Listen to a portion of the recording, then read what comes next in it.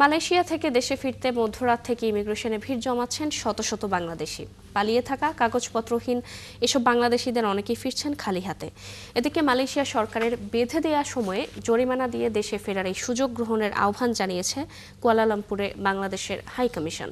Kuala Lumpur থেকে আরও জানাচ্ছেন সহকর্মী Mostafa Imran Raju. Falcon aluminium multilayer anodised হওয়ায় সম্পূর্ণ স্ক্র্যাচ প্রুফ। Falcon aluminium.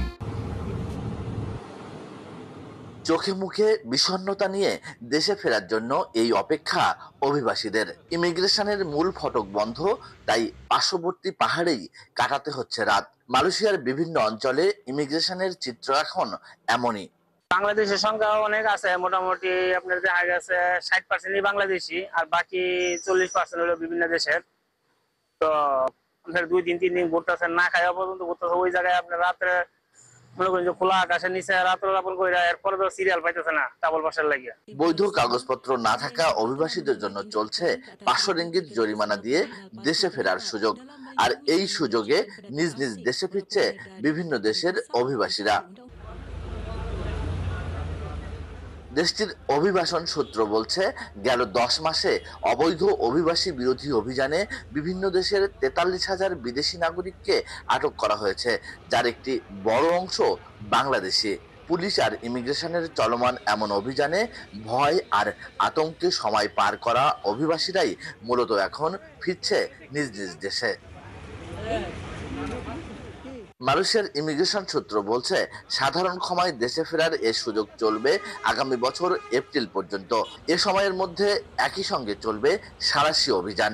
আর এ সময়সীমার মধ্যে দেশে না ফিরলে জেল জরিমানা সহ কঠোর শাস্তির হুঁশিয়ারি দিয়ে রেখেছে দেশটির প্রশাসন। এদিকে শেষ সময়ের জন্য অপেক্ষা না করে এখনই এ প্রক্রিয়ার মাধ্যমে কাগজপত্রবিহীনদের দেশে ফেরার পরামর্শ দিয়েছে মালয়েশিয়ার বাংলাদেশ হাই কমিশন। সম্প্রতি এ নিয়ে প্রকাশিত এক বিজ্ঞপ্তিতে প্রবাসীদের আরও বেশি সতর্ক হওয়ারও পরামর্শ দেয় high commission. Mostafa Imran Raju, 71, Kuala Lumpur, Malaysia. দর্শক, সংবাদের শুরুতে যেমনটা জানাচ্ছিলাম, মালয়েশিয়া থেকে দেশে ফিরতে মধ্যরাত থেকে ইমিগ্রেশনে ভিড় জমাচ্ছেন শত শত বাংলাদেশি। সেই খবর জানাতে আমাদের সাথে এখন যুক্ত হবেন সহকর্মী মোস্তফা ইমরান রাজু। রাজু, এইভাবে দেশে ফেরা নিয়ে কি বলছেন বাংলাদেশি অভিবাসীরা, এবং বাংলাদেশ হাই কমিশন তাদের জন্য কোনো পদক্ষেপ নিয়েছে কিনা জানাবেন। ভাইজান, আপনি যেমনটি বলছিলেন, আসলে আমরা প্রতিদিনের চিত্র এমনটি দেখতে পেয়েছি। আমি নিজে ইমিগ্রেশনে গিয়েছি এবং সেখানে গিয়ে এই চিত্র দেখেছি যে মধ্যরাত থেকে অনেকে সন্ধ্যা থেকে একেবারে খাবার দাবার নিয়ে কিন্তু তারা ইমিগ্রেশনের দরজায় অপেক্ষা করছে, যাতে সকালবেলা সে প্রথমেই সিরিয়াল পায়।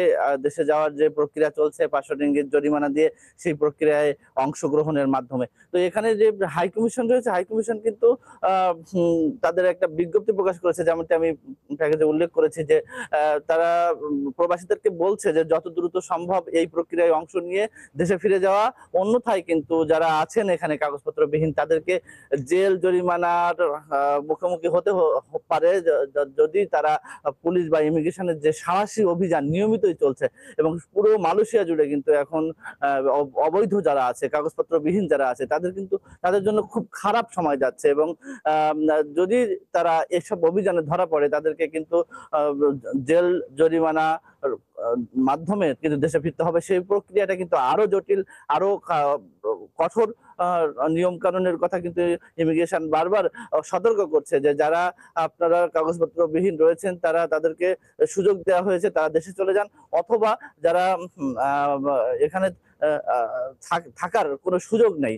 তো এই বিষয়গুলো নিয়ে কিন্তু হাই কমিশন এবং এখানে যারা বাংলাদেশ কমিউনিটি, তারাও প্রবাসীদেরকে বারবার সতর্ক করছে।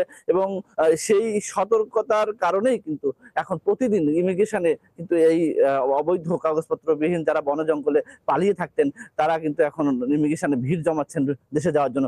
এখন ইমিগ্রেশনের কিন্তু একটা লিমিটেশন আছে, যার পর তারা প্রতিদিন একটা ইমিগ্রেশনে 150 থেকে 200, কিছু কিছু ইমিগ্রেশনে 300 লোককে একই দিনে পাঠাতে পারে। তো এই বিভিন্ন দেশের মানুষ যেহেতু এই অভিবাসীরা, অবৈধ অভিবাসীরা এখানে অংশ নিচ্ছে, তো প্রতিদিন 300 লোকের পর বা 200 লোকের পর বা 150 লোকের পর তারা কিন্তু ওইটা স্টপ করে দিয়ে যাচ্ছে, এবং এজন্য সবাই আগে ভাগে যাতে সে পরের দিন সকালবেলায় অ্যাপয়েন্টমেন্টটা পায়, তারা এই প্রক্রিয়াটা সম্পন্ন করতে পারে, এজন্য মধ্যরাত থেকে অনেককে আমরা অপেক্ষা করতে দেখি। তো সব মিলিয়ে ফারজানা, আপনার মাধ্যমে আমিও জানাতে চাই যে এখানে যারা অভিবাসী রয়েছে, বিশেষ করে কাগজপত্র নেই, তাদের কিন্তু দেশে চলে যাওয়াটা অনেক মানে ভালো হবে তাদের নিজেদের জন্য।